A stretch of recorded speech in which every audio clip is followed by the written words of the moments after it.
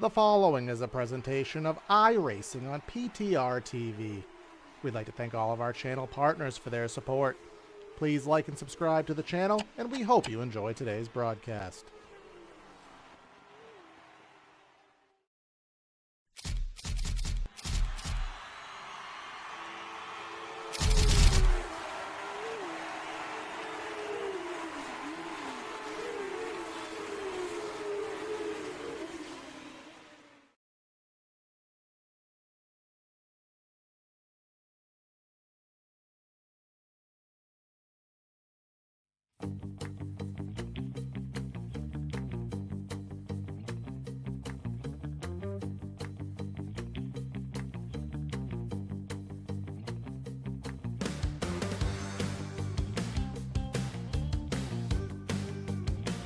Another season of Red Sox goes into its waning stages here as race number 5 of the Series 5 campaign is among us here today. We head up to Cheese Country in upstate Wisconsin here in Elkhart Lake at the famed 4-mile road course for 30 minutes of GT3 action. Welcome everybody to PTR TV for today's coverage of the Red Sox Racing League. Again, their fall GT3 Series 5 campaign here. Race number 5 at the famed Road Atlanta circuit. Brad, we just talked about that. The famed Road America. Literally just said this in pre-race. I was going to say it at least once, and I did. Myself, Corey Silva in the booth. Luckily, anyways, Brad is here with me as well. Maybe he'll be lead today because evidently I can't talk. But Brad, race number 5 here, GT3 cars at a track with high speeds, a lot of fast corners, and a track that everybody knows near and dear. Yeah, and for the record, it wasn't like pre-stream. It was literally while you all were watching the start of the B-roll there, the start of the track footage. That is literally when Corey said, how many times am I going to call this Road Atlanta through the night? But no, we are at Road America, a track in Wisconsin, a fun, scenic track. Arguably, it calls itself one of the world's fastest permanent road racing tracks. 3.98 miles, 14 turns, plenty of fun action to be seen at Road America. It's literally called the National Park of Speed, Corey. I mean, come on, what more can you want? I mean, technically, it's advertised as a 4-mile circuit here in iRacing. They do have the race track measurement is actually the racing line, so apparently the racing line around this place is a little bit longer than that here, but footage will come back in just a moment here. But yeah, Brad, of course, over the course of this championship here, we've had a lot of racers in recent past. Ross Booth came last week and absolutely swept the floor with the field. And he's not here tonight, so we'll see if the regulars can go ahead and get that trophy.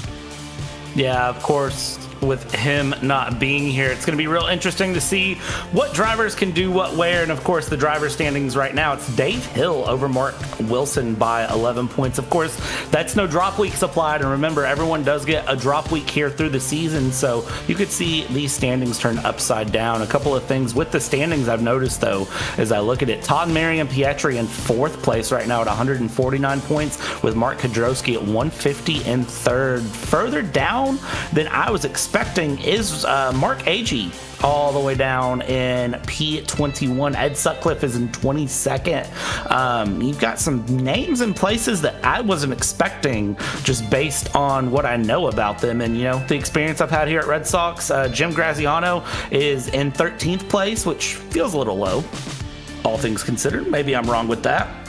Well, excuse me. Right now, folks, there's always one thing about being on computers. They always say never do a Windows update before you need to do something important. So just did a Windows update, and currently we are just getting our race footage back. So just bear with us for a brief moment. We shouldn't miss any live action, so that will be fine. But gives us an opportunity to thank everybody for being a part of the channel. If you have not liked and subscribed, again, please help us out with that. We just eclipsed 1,400 subscribers, and we're on our mission to 1,500. We'll be back next week for the remainder here, the final race of the Fall GT3 Series 5. That'll be at the Daytona Road Course, and that by far of every race I've ever covered here in Red Sox, and really, Brad, there's no such thing as a bad GT3 race at Daytona. Yeah, no, Daytona is one of those tracks that if you don't like the GT3 cars for any reason, take it around Daytona Road Course. You can take any car around the Daytona Road Course and it's fun. That's all there is to it, and that's all I can say. It's literally for me, it's Daytona Road and Watkins Glen. Those are the two tracks that if I really want to get an idea of how a car handles, I take them there. I'm not going to Silverstone. I'm not doing any of the UK tracks. Sorry to all of the Brits out there. I find that those two tracks just tend to be what give me the best idea of a car. Road America, Road Atlanta, probably third and fourth on that list, to be perfectly honest. But it is typically for me, just because of my knowledge of the tracks, my comfort level at the tracks, and my ability to absolutely sling a lap with no questions asked, is going to be Daytona and then Watkins Glen. Those are the top two tracks for me, time in, time out. Up, down, left, right, center. Up, down, down, left, right, A, B, start. Yeah, all of that. But basically, and this schedule that we've had this season in Red Sox has been a schedule that was solely based on the drivers' favorite circuits. We've been to Spa, we've been to, of course, here at Road America, we have been to Road Atlanta in just a little bit of time ago here. Footage back on the screen here. We'll load in just a second. But we've been at all driver favorites, and that's, of course, something that these drivers look forward to. They look forward to going to certain tracks, and sometimes here when you're trying to grow the league and you're trying to get guys excited about coming back, the first thing you need to do is just take them back to racetracks that they thoroughly enjoy. Yeah, I mean, it's kind of an age-old simple rule, honestly. It's one of those that, when you've got a question about what drivers want to do, I hate to say it, but go to the very, very generic setups, because it's the best way to do it. It is literally the best way to do it, is pick the very generic tracks that everyone loves to run and everyone enjoys, and you're guaranteed to get a few people out.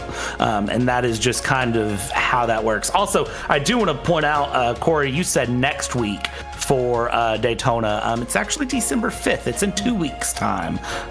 Next week is, of course, Thanksgiving, so we're going to be taking a break there. So I don't want everyone to tune in next week, get super excited for Daytona when next week, well, I don't know about you, but I eat ham. I don't like turkey. Yeah, well, a lot of the guys will be ready and raring to get on track, because we do have a lot of Canadians here in the grid. But what we have to do now is head down trackside, give you that PTR TV starting lineup here today from Road America. Tommy Ryan sneaks out the pole here today with a 2:04.36. Ryan Robertson getting a 2:04.5, but a 2/10 of a second gap there. Row number 3 finds one of those Canadians. It'll be in the form of Dave Hill, with Mark Kudrowski, last season's champion, not having the same luck this season, but he'll try to do what he can from the 4th spot. 5th, we have Brian Irby, a great starting spot for him, with Todd Marin-Pietri going to be in the 6th spot. 7th on the day, we'll find the likes of Mark Wilson, with league admin Les Turner here in 8th. And then rounding out our top 10, we got David Berry and Dennis Griffin. Moving on from there, we're going into P11, which is going to be... Let's see, that is Zach Kruger with Jim Graziano from New York in 12th place. Going P13, Dwayne McCarthy. P14, Kevin Kyle. From there, we're going 15th place, David Hudson and Gerald Livingston. Going into P16, Nathan Lafayette into 17th place with Ed Sutcliffe in P18. And then from there, we're going to go 19th, Bill Paul Lucky. And Matt Owens, another Canadian, down in 20th place. And there's a few left to round it down. Jeff Ryan, Mark Agee, and S. Usul is registered, but I don't see him on circuit here, so doesn't appear that he is going to take to our grid here today. So our weather conditions here. They are as follows: 68 air 72 track. It is pushing 7 o'clock sim time, which for 5 p.m. rather for May start date here. It's probably a little later than usual. Of course, no track lighting here at Road America, so I don't think that'll be a big deal, but sun might go a little bit lower in the sky than we've been used to in prior weeks. But here they come down to what is turn number 14, the final corner, and that takes you up the hill for the run to the checkers. Of course, in the real world, that NTT bridge is actually no longer, just took it down here, but we have the relic of it in the real world. But the pace car is already in the safety of pit lane, coming up that hill, and now on the accelerator is Mr. Tommy Ryan, getting today's race underway. And as we go underway here at Road America, it's going to be side-by-side here through the front few rows with a Mustang, believe it or not, getting up in the mix. The Mustangs have been fun in iRacing. So we go through hard dive into turn 1 here, and it is going to be none other than our pole sitter retaining that lead yet again here as we go through. Everybody makes it through the first couple of corners without issue here at Road America, and now we're going to head down towards the Moraine Sweep for the first time here, back-to-back, and no, there's a big spin in the background, Corey. Yeah, let's see who that is. That's going to be Zach Kruger and Dennis Griffin going off. Zach Kruger, a name that I haven't seen here in Red Sox in probably over a year at this point. Back here today, but not with any luck here in that 35 car. A little contact with Dennis Griffin there, exiting turn number 3. Heading down the back straightaway, so those guys will have to sort stuff out. But speaking of sorting stuff out, here comes Ryan Robertson into, I believe, where are we on circuit? We're heading into the 90-degree left-hand corner, which will put us into the carousel. And then with a dive, there is Mark Kudrowski. He has a very vibrantly colored automobile here on the evening. He has gained 1 spot here and trying to sniff on the back bumper of the leaders. Yeah, and the leaders, I think, are going to be very back and forth through this entire race. I have a feeling that this is going to be one of those that we don't see anyone just sort of settling up front, get into a rhythm, and take off on. There's still 28 and a half minutes left to go here in this race. Of course, I could be wrong as we go through Kettle Bottoms down into Canada corner here. We went out of the kink, and now it's down through towards the final couple of corners here. And look at that move down the inside around that A10-looking Mustang as we get our way forward. Again, I don't think Tommy Ryan's going to hold this lead for long. I think Ryan Robertson, Mark Kudrowski, Dave Hill, even Marion Pietri, 2 seconds back there, could have a bit of a move as we continue along. Thought we may have had a little issue back there, but I think they may have just gotten through that corner a little bit on the slow end. But here we go, coming up the hill. We do have somebody off yonder here. That's Gerald Livingston and somebody else, Ed Sutcliffe, having issues in turn number 14 here. Let's take a look at what has originated here.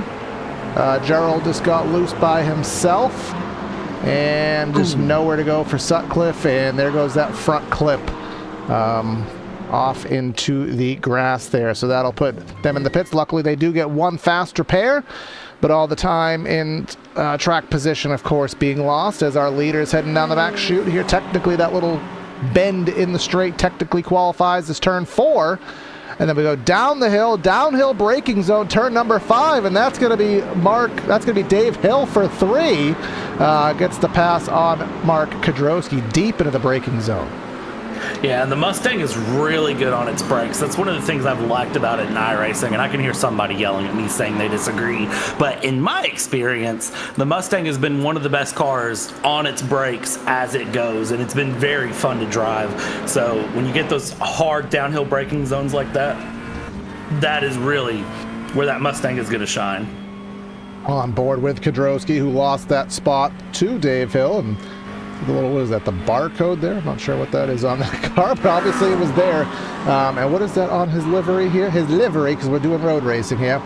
ARG. Is he a... What is this? This is the PTR TV logic. If you want me to focus on your car, make your paint scheme interesting. Livery. We're road racing here. Come livery. on now. ARG. Does that say ARG? Kaboom! Is that like a... I think the wing does say "Don't touch me," though. Which, all right, Todd, get closer.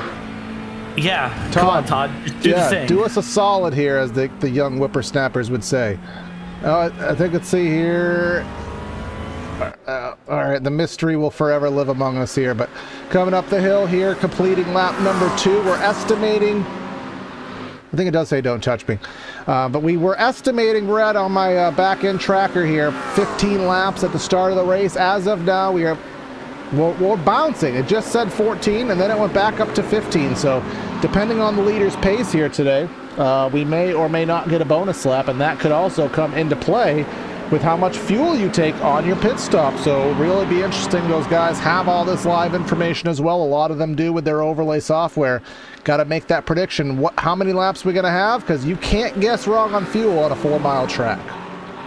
Yeah, it's one of those moments where if you run out of fuel back on the back half of the lap, if you're coming up through the kink and the car starts to sputter, you might as well just pull off to the side, just leave the sim, call it a day, because that's a big problem. There's no, and of course from 14 up to the line is uphill, so there is no like coasting across the line here. You can't get lucky in that regard and just coast it through. You have to be spot on that fuel calculation, and that is something that we see these drivers do very well here in Red Sox. They tend to be very spot on with that fuel calculation without a lot of error. I can't think of the last time we saw someone run out of fuel. You probably can. I know my memory isn't always the best, so that's why we pay you the big bucks to remember when. I can't say I remember. I can't say I can remember someone running out of fuel, to be honest with you. I mean, I've seen people not make the cool down lap. Of course, that rule's no longer in play, at least at the time of this recording. So they can technically make it right to the checkers, and if as long as they peel off in a safe manner, there wouldn't be any issues with that here. So, but Dave Hill and Robertson, and you said Tommy Ryan wasn't going to hold on to the lead for very long. Well, he is trying to show you wrong here, holding that 0.3 of a second gap over Ryan Robertson here. But this is a track that does have similarities to Watkins Glen, predominantly here with the slipstream, especially coming up the hill, as Robertson's finding out. But it also has dirty air there, Brad. So a lot of these fast sweeping corners, when you are that close as Robertson is, you just lack that front nose grip, and you'll just slide the nose and lose that time and go into the dirt, as he just did. Yeah, and you notice him actually backing off a little bit there into turn 1. So even though he's right on the rear bumper of Tommy Ryan going through there, he backs off a little bit, gives a little bit of space. We jump back here to the battle with the 35, and we are watching that battle through. This is back for P16, and you've won me over with a Buc-ee's scheme. I'm 10 minutes from a Buc-ee's, and I will tell you right now, Buc-ee's is very much worth the hype, if not for the cheap gas alone. However, anything they make, their brisket sandwiches especially, are great. But they do also serve breakfast, if you didn't know that, Corey. Yeah, I went to Daytona International back in 2023. And went to Buc-ee's for the first time. Got a Buc-ee's lunchbox, got a brisket sandwich, got the biggest soda I've ever had in my life. And then I found out that you can make 6 figures to be a manager there. So might have to go move down south, but that'll be that, as my famous saying is, that's a podcast topic, of which this is not. So, but with just over 22 minutes left in the race, again, estimating about 15. So we're already roughly 1/3 distance in. We have had Livingston and Griffin retire already from their issues earlier in the event. You talked about the point standings while I was recouping our race footage there. Again, I think it was Dave Hill leading the standings, if I'm not mistaken, and he's there in that 3rd spot right now. Mark Wilson back in 7th, so that's certainly going to pad the points day for Mr. Dave. It is, and padding those points through, of course, pretty good thing to remember as we're going through the season here. Of course, once race 6 comes up, we got to calculate in drop weeks, and we've got to pretty well just make sure we have things through. So anything you can do right now to get an advantage without a drop week, it helps immensely. Down the main straight we go. A little bit of slipstream here. I'm not going to lie, I'm liking the look of Dave Hill the more this race goes on. We're 21 minutes left to go here, and Dave Hill in that Mustang has looked very stable. Who's that? Who's the shark? The Jaws, the whatever that is, the scary car, Brian Irby. And Irby's car is driving as scary as it looks right now. He is very sideways on exits of the corners there in that Ford Mustang. And Brian Irby, a driver who A lot of times he doesn't get to race. I think he registers for the race and then just doesn't get back in time. Maybe he has somebody else. Oh, no, no, no! Oh! Contact at the exit of 5. That's where the car is the lightest, and that little whiff of contact between Ryan and Robertson has taken a amazing run and sent it a sour. And I don't think that was on purpose. No, not in the slightest. Ryan just did not expect him to not get off the corner there. You could see Ryan got the back end just a little bit loose, and I don't know if Robertson was trying to shoot up for a move into the inside in the Corvette corner there. But what has Robertson done? Has Robertson gone off intentionally, or did he kind of part? If I know Ryan, like I think I know him here. Let's just follow him here. I think he knew as soon as that happened. This is Sportsman right here. That is him showing the utmost amount of class that you will ever see out of a virtual or a real life driver. He says, that's not how I take the lead. I don't deserve to be here. And if I'm going to still win this race, I'm going to have to overcome 4 seconds. Yep, I very much respect that, to kind of give yourself that sort of, stewarded penalty. You know that was an error on your side and an accident, but even then, that's an understanding from the drivers of the, kind of code of conduct that it goes into racing. And, as you said, Corey, you're not really going to see other drivers in any other league do that. Most of them would have bend it and then floored it, taken the win, and just let the 5-second penalty be slapped on post-race. But no, here, pull over, stop, and I'd like to think that if it wouldn't have put him all the way in last place, he probably would have completely stopped there. Yeah, right now, Tommy, and I'm not sure if something else happened to him, because it was a pretty minor spin, but he is all the way back to the 15th spot now, 18 seconds off. But just going up and seeing other battles here, back into the top 10. Les Turner, the Batmobile, and the Scooby-Doo ride of David Berry. They're battling there in turn number 5, and that's a corner very easy to go off wide. You have all that rumble strip off, but you can easily get a wheel into the grass, and right here as well. See a lot of people go in the grass. You can see those tire marks. This is a very difficult switchback section, and this track just has that propensity there, Brad. When you go off wide, it's just very easy to get a right rear or a left rear into the grass, and it just will whip that car around if you're not careful. And there's no runoff area to be found anywhere. This track is just, it is what it is. It's pavement, it's grass, it's gravel. You don't get, the sake that you get in other tracks, like a certain road course that I named earlier and the other road course I named earlier, which is part of why I like them, I'm not going to lie, of, pavement runoff when you accidentally cut a turn a little bit off. If you mess something up here, you're just straight into grass and it's game over. As we jump on board here on this Zach bumper Kruger. cam with Kruger here, I mean, look at it. It's literally, if you misplace something, it's game over. You're off the track here, and it's into the grass. And I don't need to tell you this, but I'm going to tell you this anyways as a secret. Grass doesn't have as much traction as pavement. Well, a lot of people on iRacing would question you on that, but it's not supposed to. They have since made it a little bit more realistic there, but there was times when you could. But that is rather here nor there. We do have early pit stops. Not a surprise to see Mark Kudrowski go off strategy. Brian Irby following him down here in the kaboom. I mean, I'm sure there's something. I'm sure it's like a comic book, cartoon, something.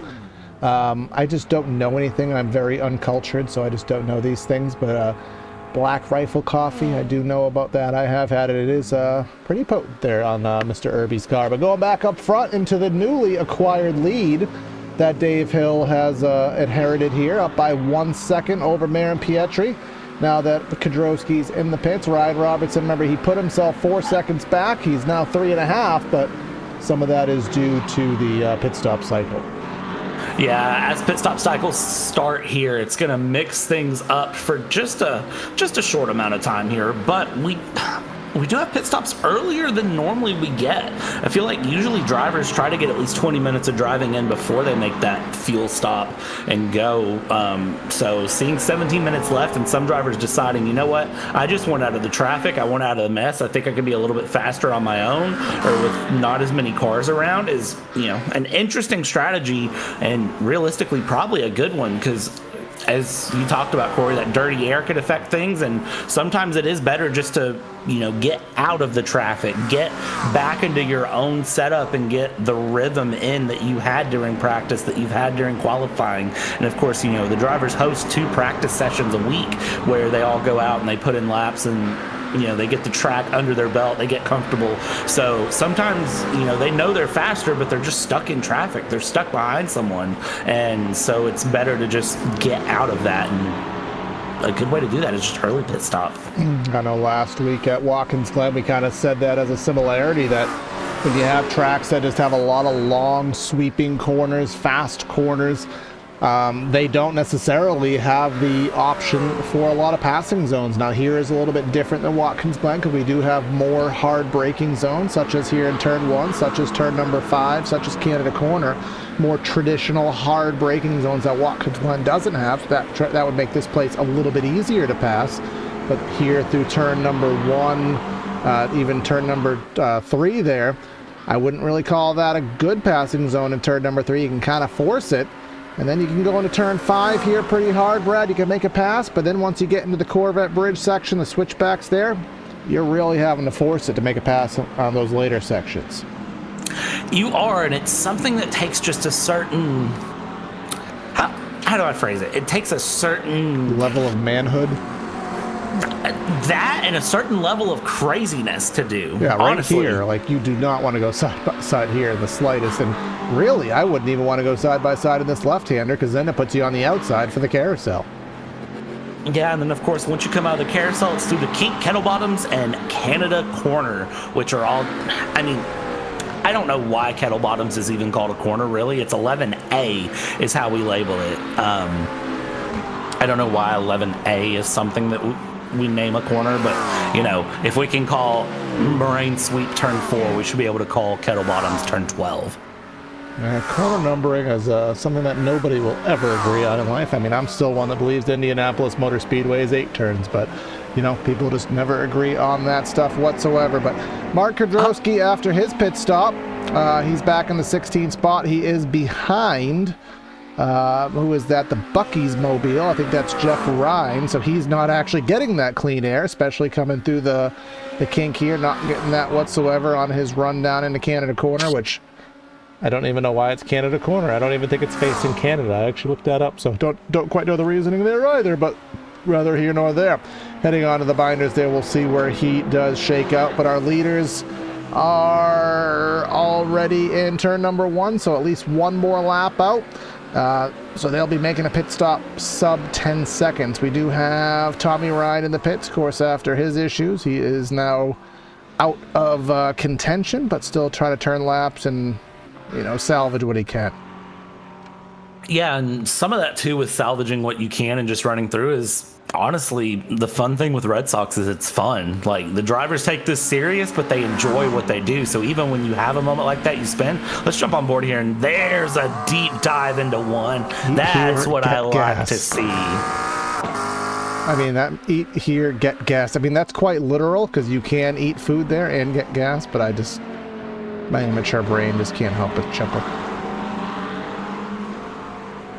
It's kind of like a taco, like what a Taco Bell car would be, But anyways, going to a good battle here on second here. We have David Berry and Jim Granziano in the 34, the Tag Heuer Porsche. And Porsche is not very plentiful in today's race. We only had, I think it's 4.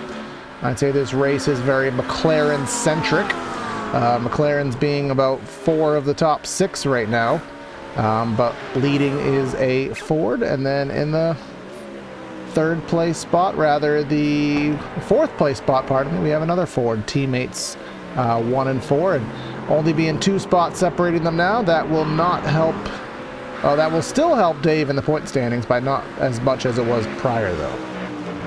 Yeah, and any help is good help, honestly. As we go through this race, coming up the hill here, down towards the main straight for Dave Hill. Any points run, anything he can get in this is going to be a good addition through second place, Marion Pietri. Third place, Robertson. Mark Wilson just now coming up over the hill. Behind him, Les Turner through, and now we have that number 34 into the pits, Jim Graziano, going in very quickly in that Porsche. And then behind that is one of our Corvettes. 61 of David Hudson. And I like that Corvette. Look at how dirty that windshield is here after only 20 minutes of action here at Road America. I always have to like stutter to say it so that I don't say Road Atlanta by mistake. I don't know why it's so difficult for me. Who else do we have in the pits here? That is Bill Pollucky and Jeff Ryan, the Bucky's Mobile. So we're still basically waiting on the top 10. Most of the leaders are already since on their next lap, so it'll be about 2 more minutes before another set of pit stops does come into play here. But just keeping an eye on the gaps. Ryan Robertson, he has gained time even since his little intentional penalty that he gave himself. And it does make you wonder, like, is he going to want to win this race after that has done? If he manages to get back to the front, is he actually going to, like, take the win here today? I really don't know.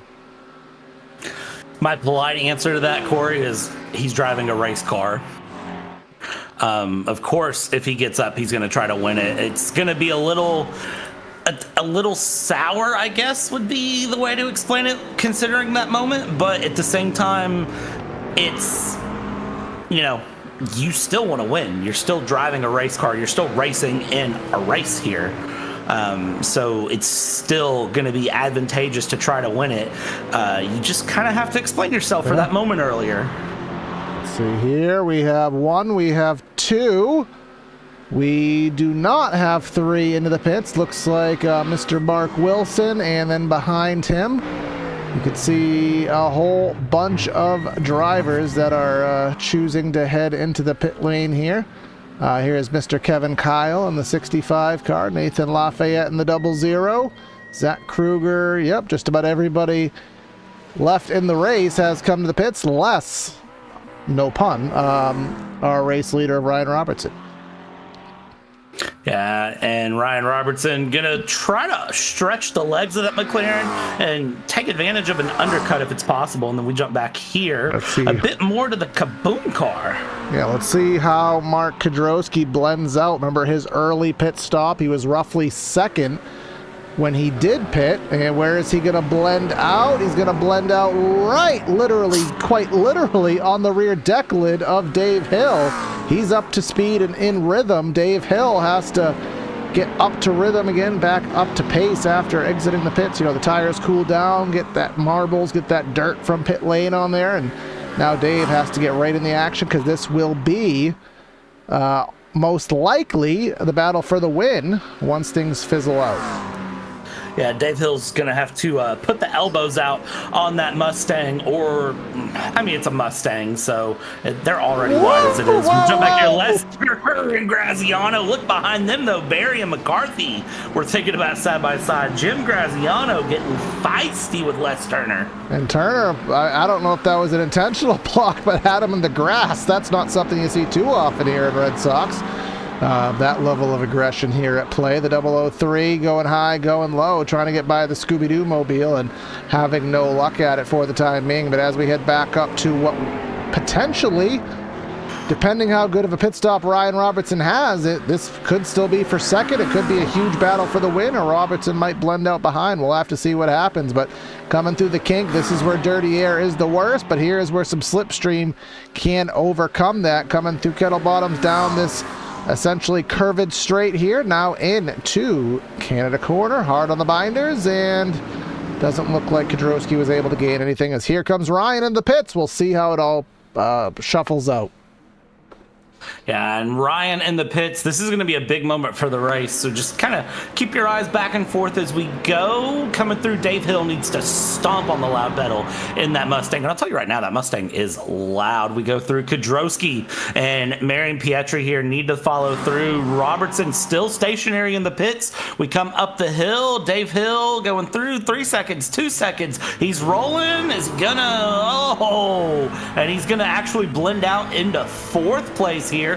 And Mark Wilson not that far behind, so we might have a 4-car battle for the win here with 6 minutes to go. Yeah, when Ryan had given away those positions upon the contact with Tommy Ryan, he had gone down to a maximum of about 4.5 seconds of a deficit. So if you account for that, he's up 2 seconds from where he was. However, now he has 3 automobiles in the way of a race win, and all of which will not go down without a fight. Dave Hill, again, trying to pad the overall lead. Ryan has not been a regular this season, hasn't been able to run consistently. Todd Marion Pietri, he had a couple good runs in one of his better seasons. Mark Kudrowski, last season's champion, hasn't had the same level of success this season, but surely has the ability to get back into victory lane. And again, with those standings you were talking about, Brad, it's not accounting for the drop week, so it'll be a completely different picture heading into next week where these guys stand. So you got to make the most of every event.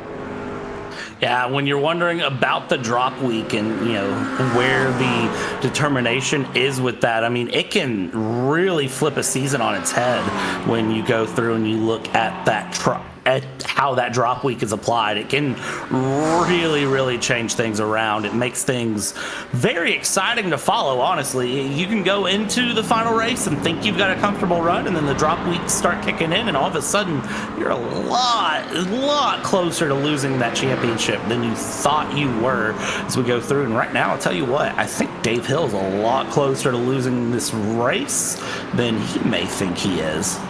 Now we'll see what happens here as they all come up the hill here. This is, remember I was saying earlier in the stream that we were on the cusp of a 13, or rather a 14 or a 15 lap race.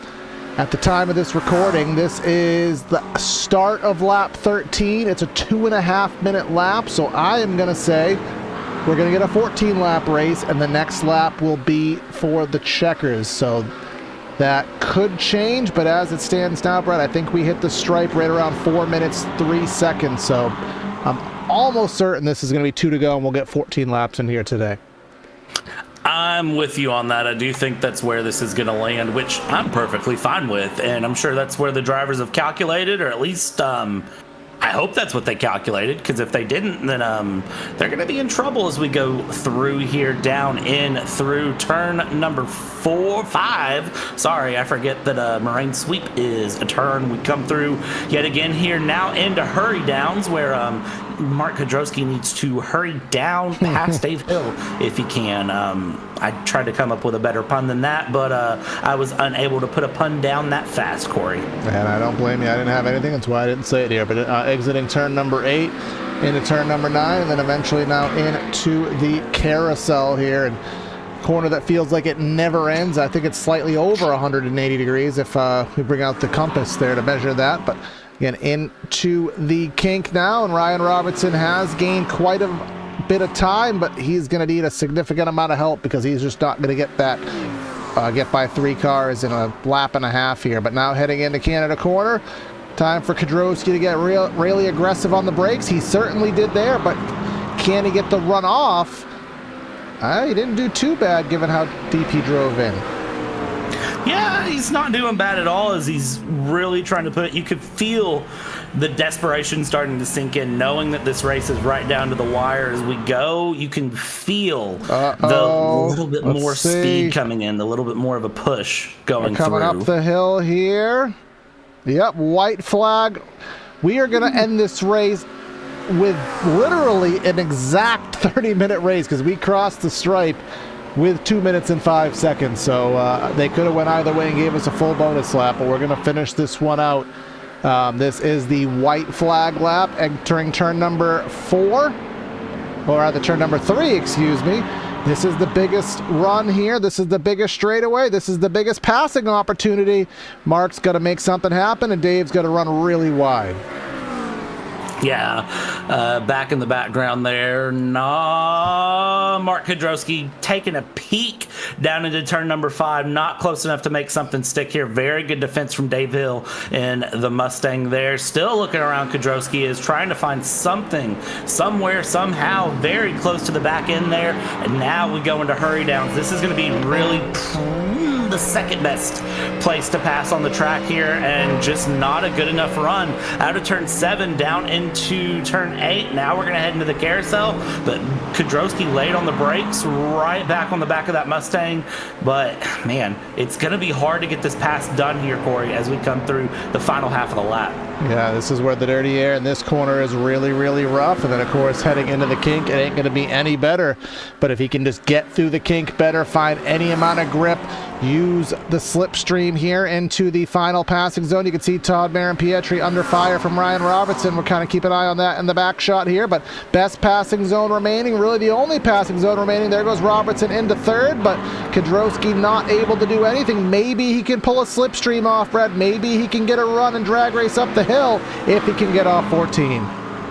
Yeah, and this is going to be the big play for him here. Hard on the brakes he goes. He's close. Is he close enough? Final run up the hill here. Dave Hill needs to just look in his mirrors here. Up the line we go. And it is going to be Dave Hill in the Mustang who's able to hold off Kudrowski as they cross the checkered flag. It is Dave Hill that wins this race 5 here around Road America.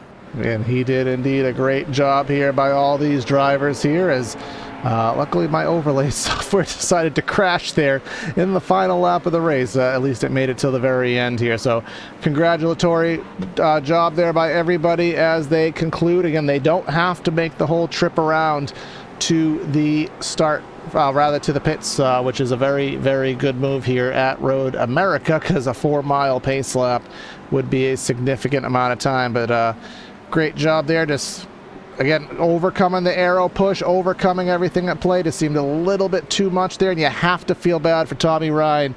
Wonder what could have happened for him. Yeah, I think Tommy Ryan could have had a really, really good race here today. I still think he would have been under pressure. I think it would have been close. But again, it shows the respect too when we see, that hard braking come in and go through. You cause the spin and then you stop. I mean, it's respect there. So yeah, so we will go ahead here as these guys do finish their situations here, and let's go down and give you the final rundown of results here today from Road America. Getting our win here today. Again, these numbers are not accurate at all.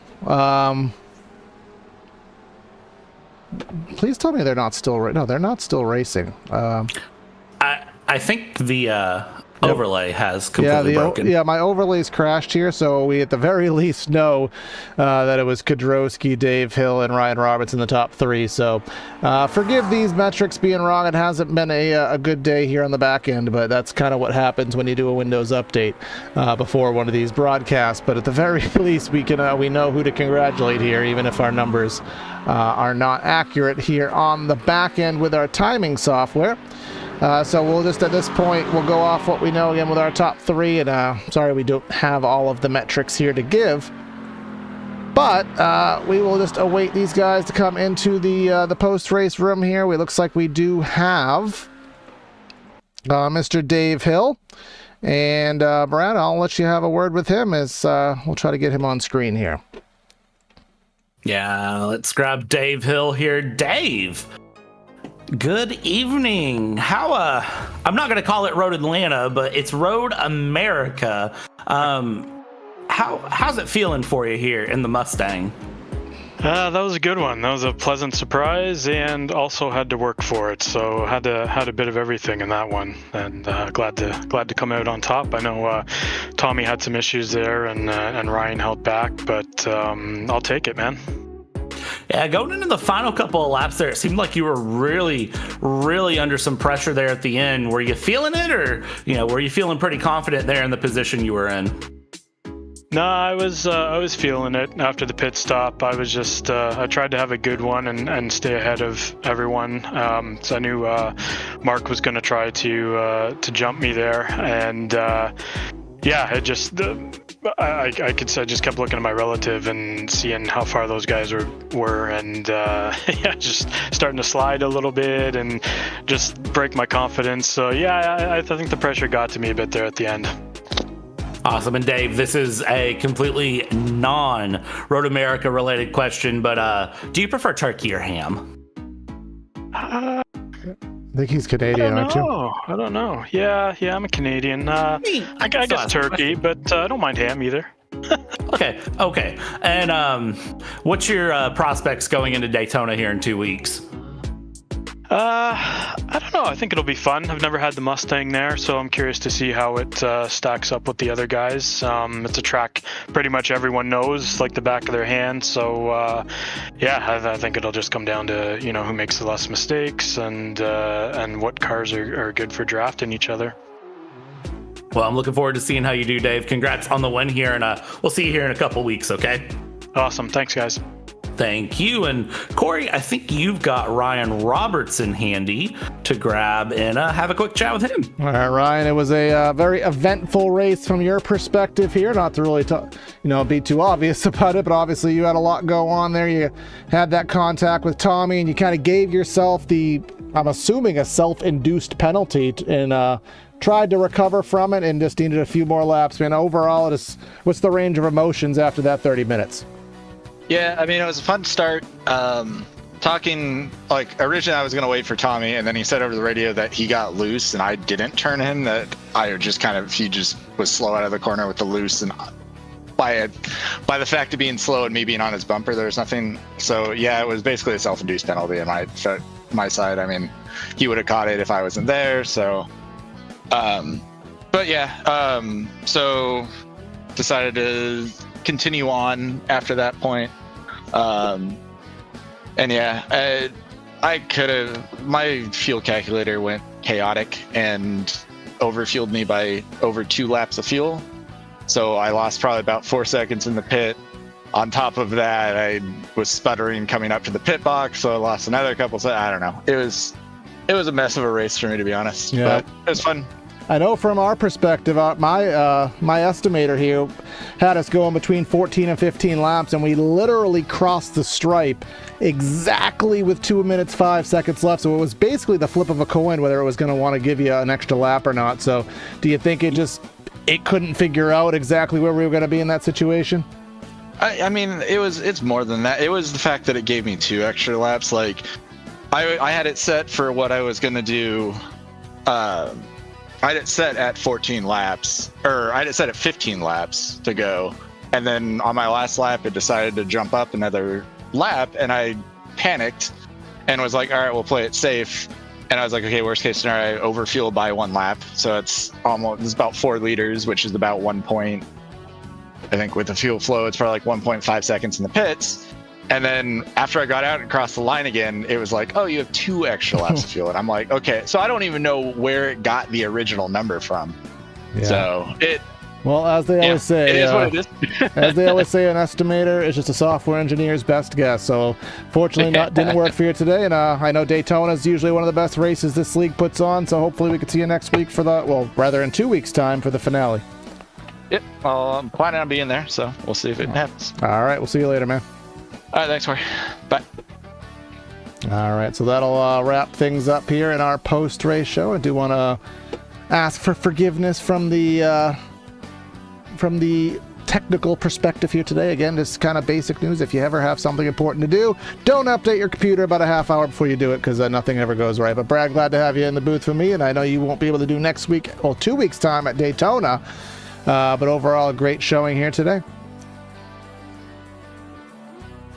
Yeah, really, really good showing. And also that teaches me to remember to not hit my mute button and hit the unmute button before I start talking. But yeah, I mean, great showing as always here with Red Sox. Again, I probably won't be here in 2 weeks, if I remember correct. So again, be sure to like, subscribe, do everything here, and help out PTR TV on our chase to 1,500 subs. Absolutely. That's going to be Corey and Brad signing out of the booth. Have a great night, and we'll catch you next time. Bye.